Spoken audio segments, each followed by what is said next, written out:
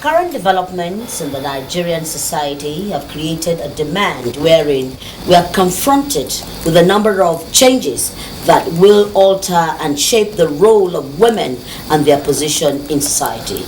Probably one of the most challenging developments is the ongoing trend towards gender mainstreaming as a necessary step towards strengthening and sustaining Millennium Development Goals 3, which speaks to promoting gender equality and women empowerment.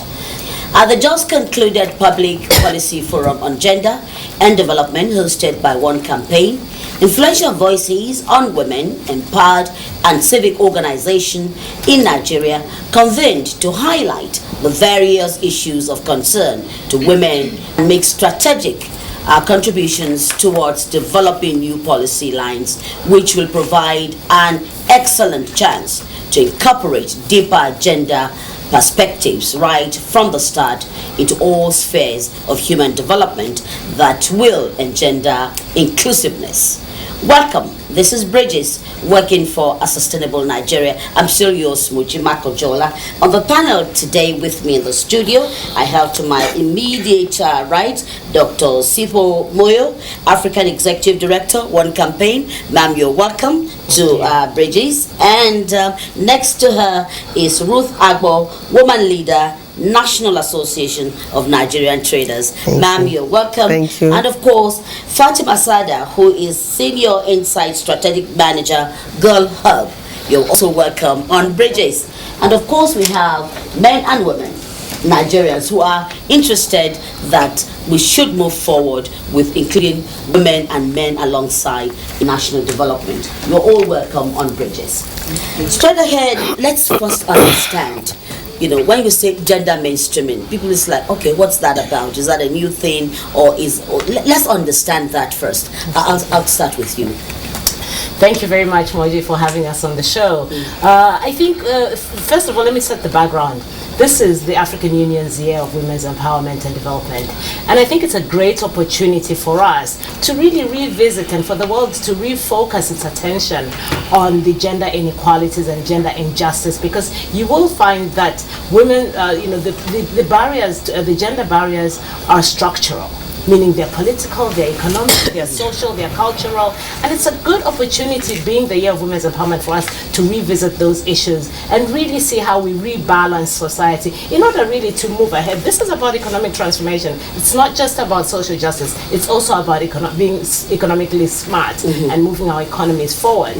It's also the year that the world leaders are coming together at the UN General Assembly in September to set the new development agenda, which are going to be called the Sustainable Development Goals. So what we want to make sure in this process leading up to September and leading up to the AU Summit is that the leaders are very much aware of the policy issues and the challenges and constraints that citizens are talking about, so that they can come up with better policies to ensure that, the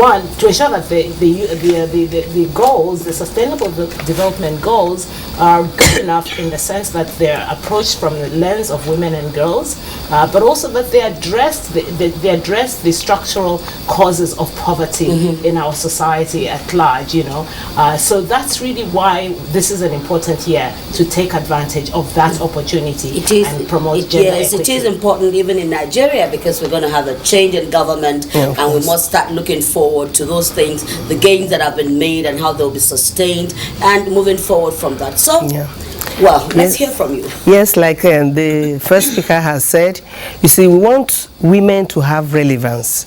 And we are saying gone are the days where the voices of the girl child was not heard. And because we have this mentality and we've been growing with it, the society has been growing with this, they just feel that the woman is not relevant to say anything. And we say we have so much more in us to deliver.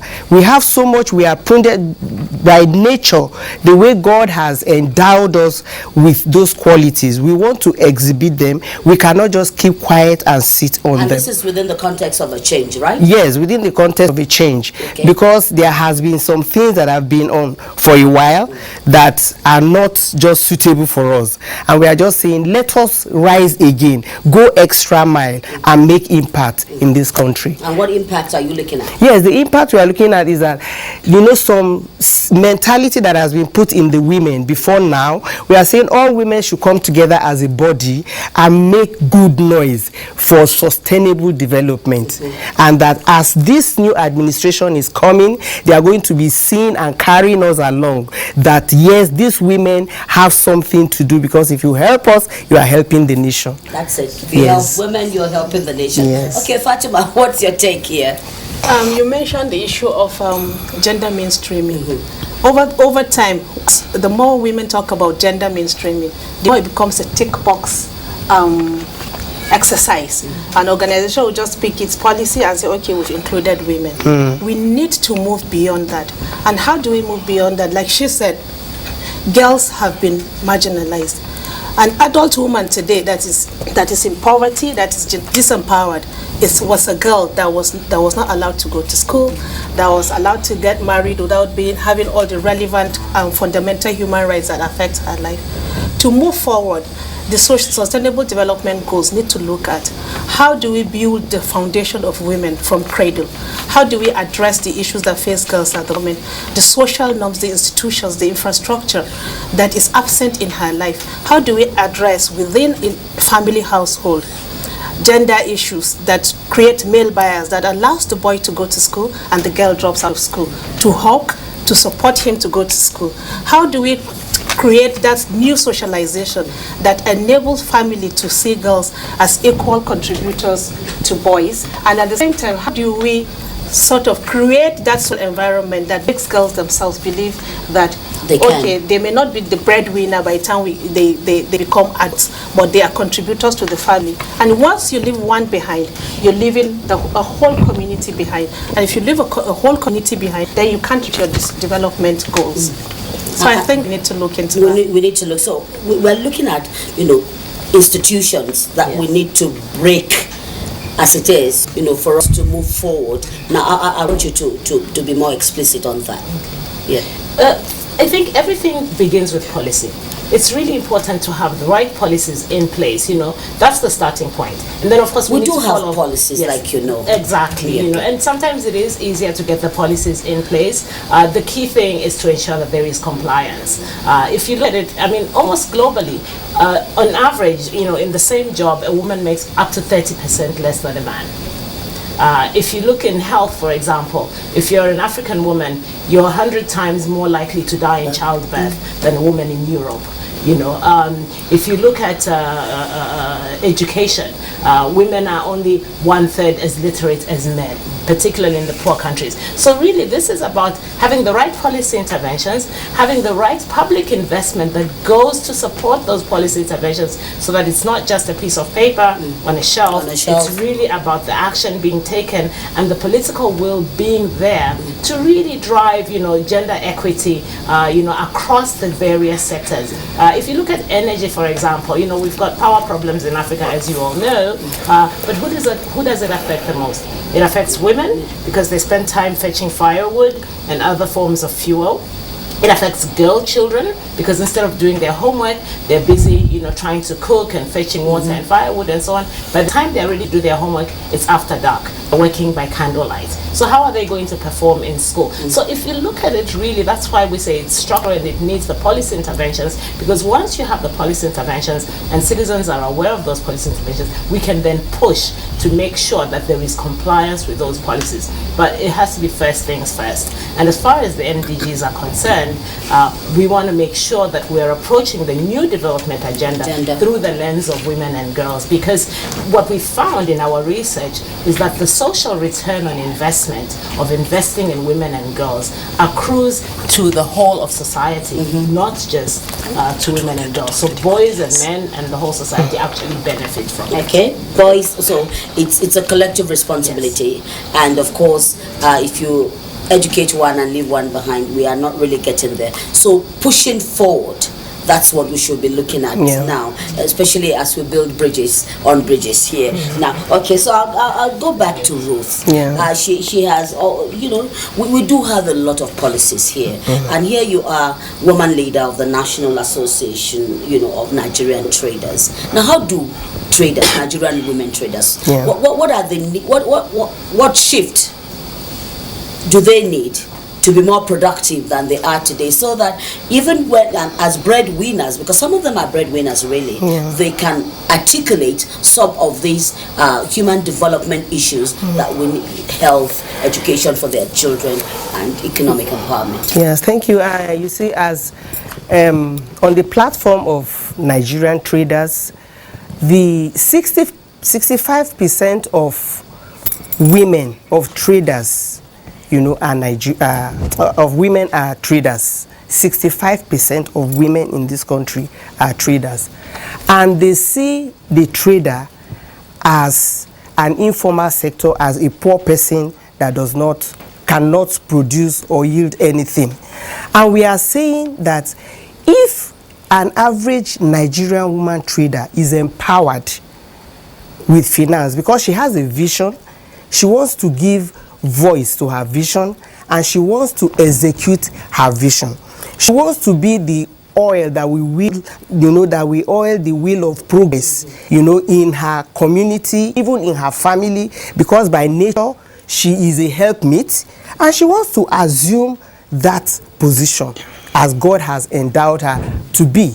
But she has these limited resources to actualize it, and she's like, how do I go about this? And we keep hearing government policy, there's so much money, there's loan somewhere that has been kept for traders to access, and the Nigerian trader cannot access it.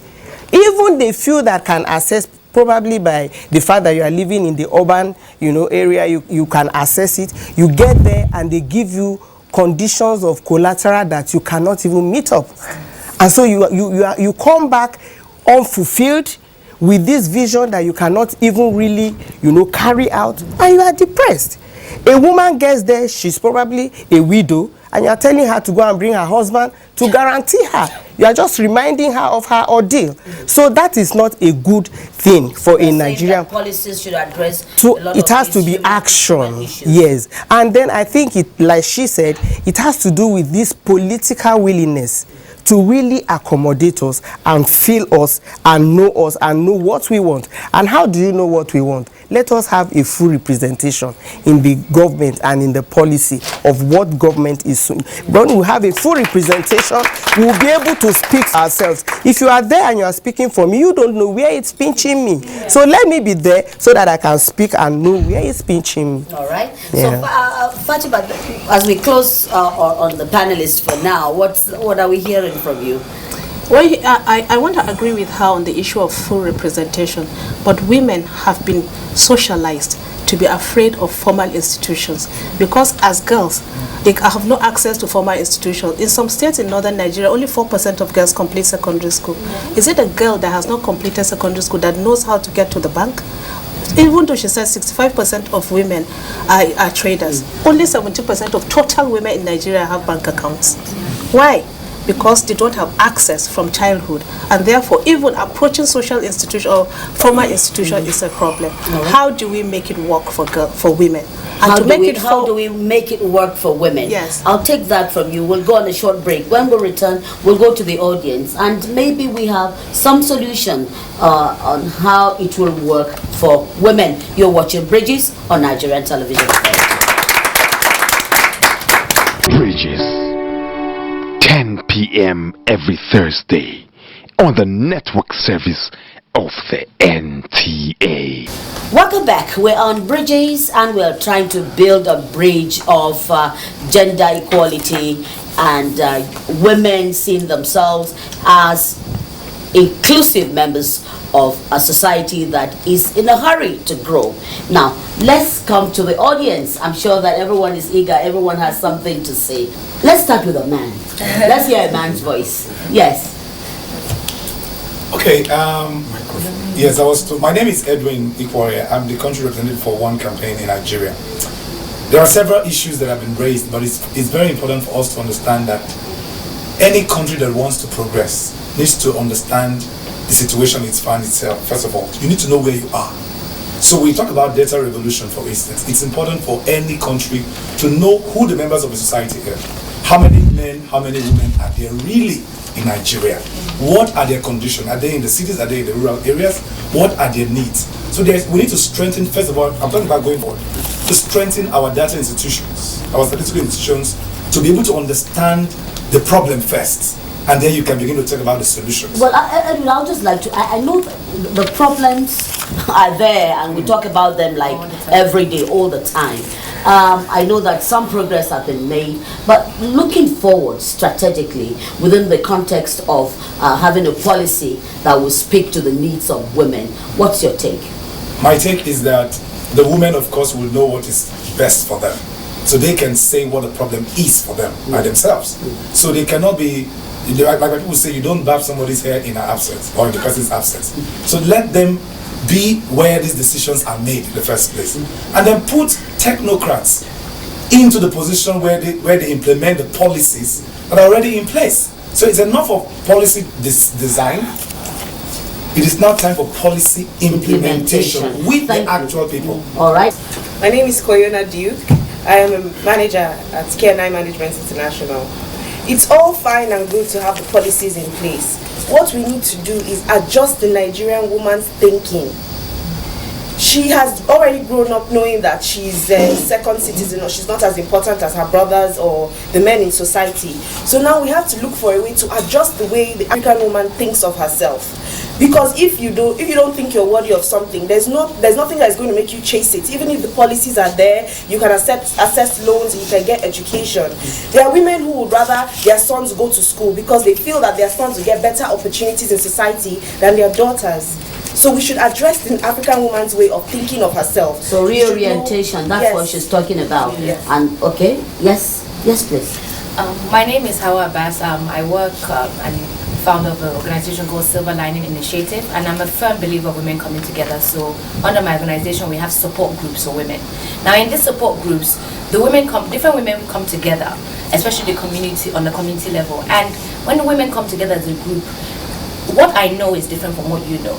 What another woman knows is different. So even if you don't have a university graduate there, you have somebody who has experienced something you have never experienced, who you can learn from, and another person who has not learned what you have learned, and you can teach them. So I believe women, even before they get to the top level, in their own communities, they can form support groups within themselves to start working towards, and then get a representative from that support group who will now go and pass it on to the leader, who will take it again higher. So the information will just be passing from the ground level upwards, so that we can have impact. So information, creating awareness towards gender mainstreaming is another important factor. Yes, please.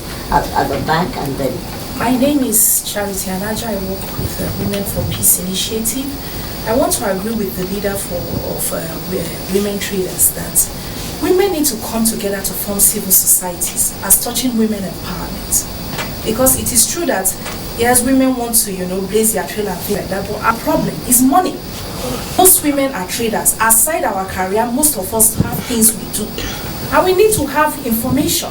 Number one, we hear, just as she said, there are funds here, most times women in the grassroots are hardly informed. Number two, access. When you get there, you do not have access to these things. They come up with unrealistic terms, collaterals that you cannot come up with. So I think that there should be civil societies working with these financial institutions to make this a reality for women. We have overflowed the issue, but still, it's not being handled. So going forward, I think that making it a reality should be key. Thank you. Right. Yes, ma'am. Yes. During our growing up years. Let's know you, ma'am. Sorry. My name is Mrs. Chioma Onamba. I'm a civil servant, and I work with Public Complaints Commission. During our growing up years, we often hear people say that women are meant to be seen and to be heard. So we have grown up with that mentality, and it's inbuilt in us. Though during the years, the women have, progressed. They have excelled in the area of business, in academics, and other places. They have excelled. But the problem is that that mentality is still built in there. And we have to have a changed mindset about ourselves, about our abilities, and about the other woman. Because of this way we are brought up, we somehow feel that the woman is not adequate. For example, if you are to place a man and a woman, to contest a position now, the likelihood is that the women are going to vote for the man more than the woman. So we need to have this changed mindset that women are able, that they are coming up, and also have this cooperation amongst ourselves. Let us learn to believe in each other, because we will not be able to make any significant impact if we don't believe in ourselves. Okay, sir. My name is James Komolafe from the School of Articulation. I'd like to borrow a leaf from what the leader of the women trader said, that women should come together and make a good noise. The good noise must such be a one that has content. And what's the content? I think we need a paradigm shift, and to see what we can do to build relevant competency and capacity in our women so that they can brace up and allow the system to throw them up. Thank you. I think you've made the point. Yes, quickly. My name is Plangnan Saleh from Silver Lining Initiative. Now, we were talking about women, and empowering women. I also want to add that as mothers, we should empower our younger daughters that are growing up, build their self-esteem, and make them see that they are as equal as their as their brothers and all. That way, we can have equality while growing up, and then they'll be able to stand for themselves and defend themselves at any point in time, because their self-esteem has been built. My name is Rahmat Zakir Ismail. I want to talk about the women that are opportune already, that are working. You find yourself in an organization and women use flimsy excuse. Please, for heaven's sake, if you have made up your mind to be a mother, a wife, and a career woman, you should tell yourself first that I want to be a superwoman. And you should be able to distinguish yourself. It's not enough for you to say because you have children to take care of in the morning, you are still coming to work at odd hours, you leave early. Certainly, if your boss has an assignment, they are not going to give it to you because the system has to work. So if you find yourself in any space, you should be able to leave that mark that will give somebody else that confidence that giving the woman an opportunity is giving the right person an opportunity. Thank you. Fantastic. My name is John Edi. I represent Our Family Foundation. And in the words of a woman, she said, if the foundation be destroyed, what do we do? Pull it down and build again.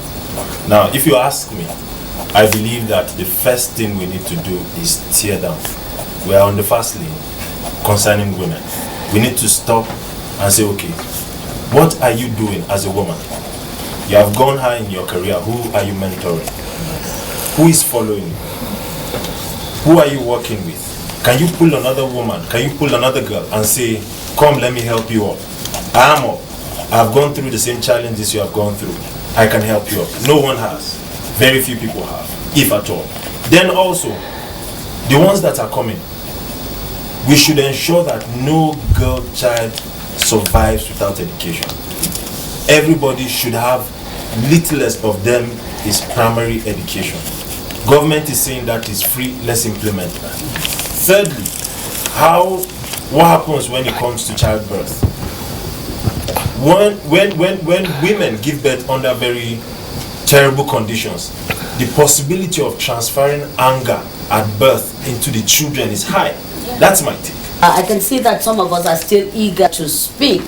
We will have to come back and the discussion will continue. But for now, because our time is up, we just give one second each to each of my panelists. Let's quickly start from Fatima. Fatima, what's your final word before we say goodbye? She said to combine all this, being a mother, a career woman, and everything that a woman is, you need to be a superwoman.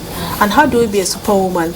that is addressing the issues of women and girls from institutional, which is policy level, addressing social norms within our homes and within our community that are obstacles to girls. And finally, is also implementation. When we have policy, how do we enforce it and ensure that it works for us, girls and women? Thank you. Yeah, and what had happened to us or has happened to us will not happen to our daughters.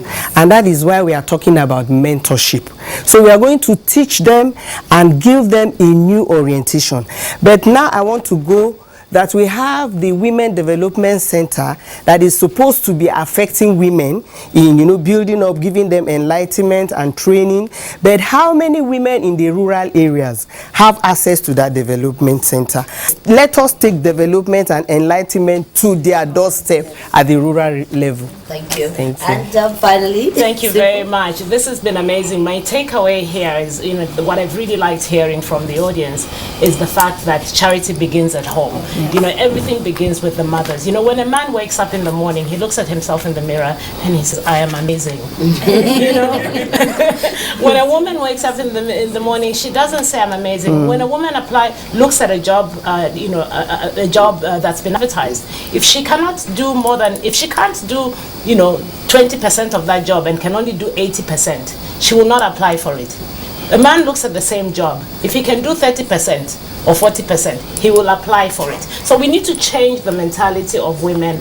And my takeaway is charity begins at home. The mothers are the custodians, but policies are also very important to support the society to move things forward. That's it. And while we'll be tracking this situation, it's a year that all African women and indeed Nigerian women should be part of this drive to ensure that policies that are formulated or finally put in place are those policies that will drive development inclusive of women. And that's it on Bridges today. We do thank you for watching. We want to hear from you on Facebook, on Twitter. Be part of this conversation and let's build a better bridge that will be sustainable for Nigeria and indeed Africa. Thanks for watching. We'll see you next week same time.